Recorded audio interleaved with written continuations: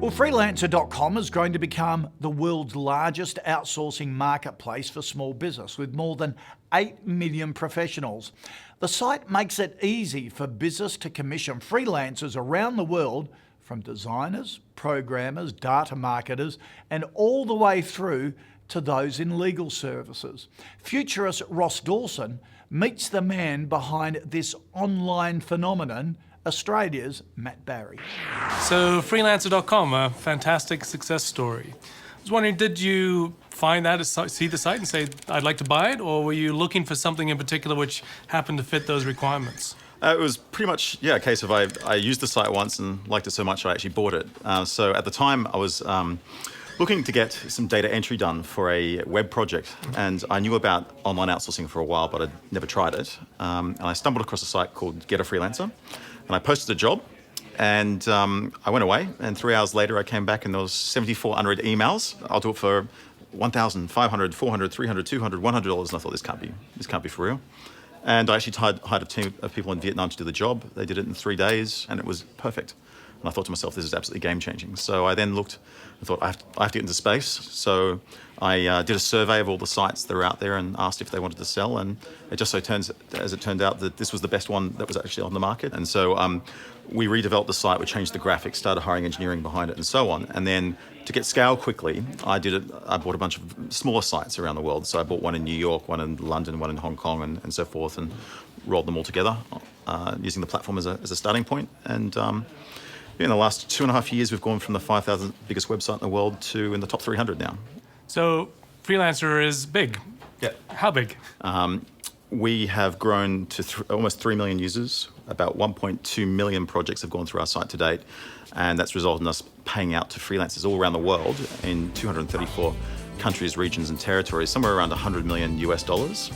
And the remarkable thing about that is we think that we've saved Western businesses somewhere around $500 million to $1 billion worth of costs that they would have unnecessarily have incurred otherwise. So we think it's fantastic from that perspective in terms of making small businesses more productive and so on. And we there's over 400 different categories of work on the site to date. So there's everything from build me a website and get the traffic to my website right through to design, manufacturing, product development, find someone in China to find a product for me, sourcing, sales, accounting, you name it. All sorts of weird and wacky things. Freelancer.com is big. Need lots of buyers, need lots of sellers to create a marketplace.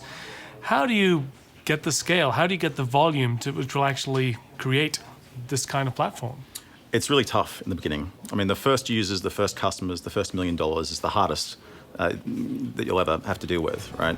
What we did was we got to scale quickly by acquiring a number of smaller sites, and that got us scale at least in terms of the freelancers. So what that meant was that for any job that we could possibly think of, when we pumped that into the marketplace, there was a freelancer with a skill set that would be willing to bid on that job. And so really it's taken a life of its own now, where every day there's more users signing up, there's more employers, there's more workers. The employers want to go where the most workers are, and the workers want to go where the most employers are, and it's really taken a life on its own. Do you have any particular quick tips for anybody that's going on for the first time to use a site like Freelancer.com to build a business or use external workers? Absolutely. So, I mean, let's start at a very simple spot, which is, you've got a business that you're thinking about starting.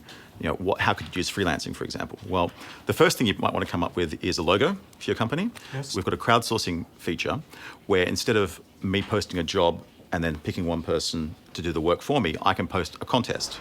So in this case, I can put up a bounty of, say, $300, and you'll get somewhere around 250, 300 designs for that. You can go through and say, I like this, I don't like that. And you can rate and you can give feedback to the freelancers. And when you find a logo that you like, you want to use for your company, you award that to the winner of the project. You then might want to get a website built. So you just post a project. It's free to post a project. Fill in a short description, fill in a budget range. And websites go anywhere on our site from $100 through to maybe $1,000 is where the bulk of websites getting built. Probably get some around 60 or 80 different bids. Don't go for the lowest cost.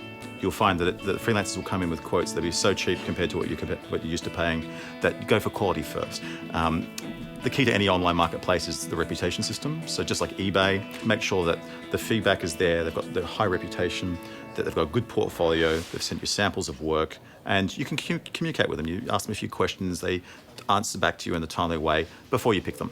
right? And the way you're protected is we run a milestone payment system whereby you can put the funds in so the freelancer starts work, but the freelancer can't access those funds until you're happy the job's all been done and they can choose to release them. And then a good thing to do is just look through all the projects that are being posted on the site. You'll see a whole range of different things that will give you inspiration, right? So there's a whole universe of ideas out there that you can kind of draw upon.